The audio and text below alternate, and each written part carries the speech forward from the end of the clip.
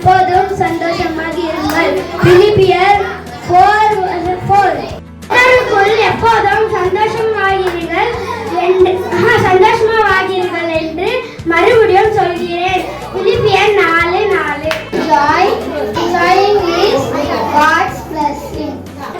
Rejoicing in the Lord always. I will say again, rejoice. Philippians chapter 4:4. சீலாஸ் பத்தின கத்து அவங்க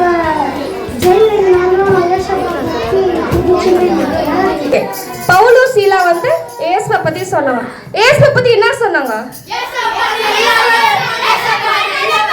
ஏசப்பா நல்லவர்னு பாட்படிந்தாங்க.